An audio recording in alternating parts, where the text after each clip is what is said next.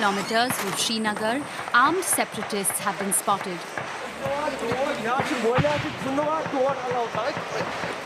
They have been hiding in a thick forest, and for the last 15 hours, a barrage of gunshots has been exchanged between invisible men and soldiers from the Indian Armed Forces.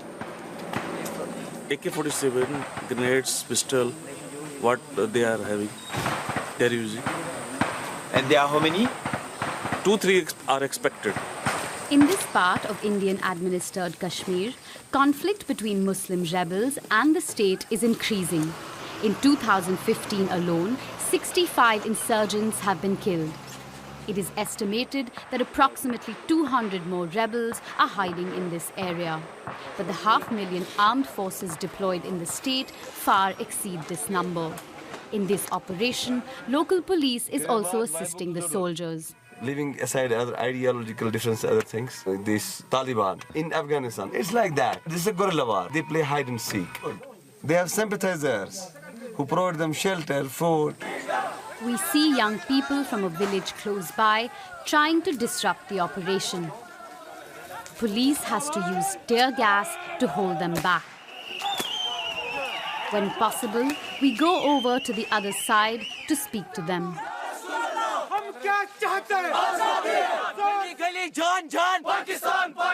Barely out of their teens, these young people, like many others in Kashmir, demand independence or unification with Pakistan.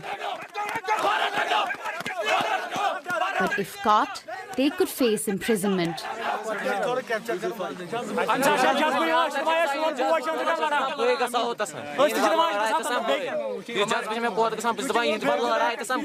हमारे अंदर ऐसा जज्बा होता है कि अगर हम भी वहाँ पे जाएंगे ना हम भी AK-47 उठा के उन कुत्तों को मार डालेंगे वहाँ पे. In the last 70 years, India and Pakistan have fought 3 wars over the control of this largely Muslim area. In the 1990s, civilian restlessness reached a crescendo. Thousands of young Kashmiris took up arms against the state.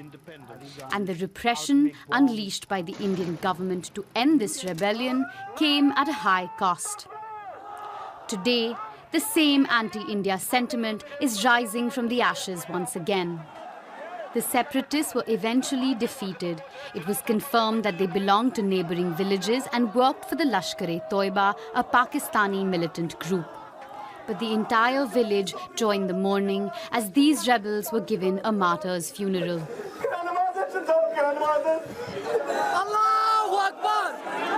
Gulzar Ahmed was 46 years old. The Imam took up arms a year ago. According to his family, it was because of the abuses suffered by them at the hands of the Indian troops. He was a peaceful boy, but when he saw our young demonstrators being shot and women being raped by the Indian soldiers, he felt he no longer had the choice and realized that the Quran also allows us to fight. We leave for the Taral region, southeast from Srinagar, where several families have seen their children recently join an armed struggle against the state. This father claims he had no news of the whereabouts of his 14-year-old son Burhan until they saw his photograph in a newspaper last month. This is my son. Like many of these young fighters, Burhan was a model student. Handsome, very intelligent. I thought that he will become a great doctor, but it is all in the hands of Allah that he joined militancy. That is why I am hopeful and I am proud of my son. He is not a terrorist.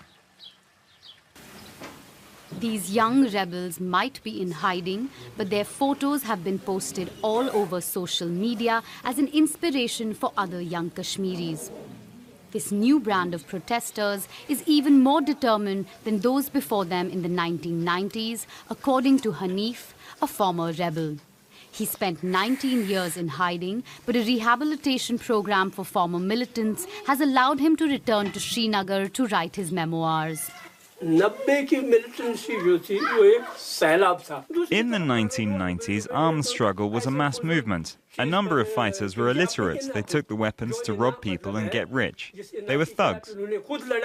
But the young people today are more sincere in their commitment. This new generation is more radical. They're stronger. They dream of making Kashmir an independent Islamic state. Local graffiti found in Srinagar is often anti-India. But in recent months, ominous new signs in support of the Islamic State of Iraq and Syria have come up. But experts say these could merely be inflammatory and not an actual indication of a growing presence of ISIS in Kashmir.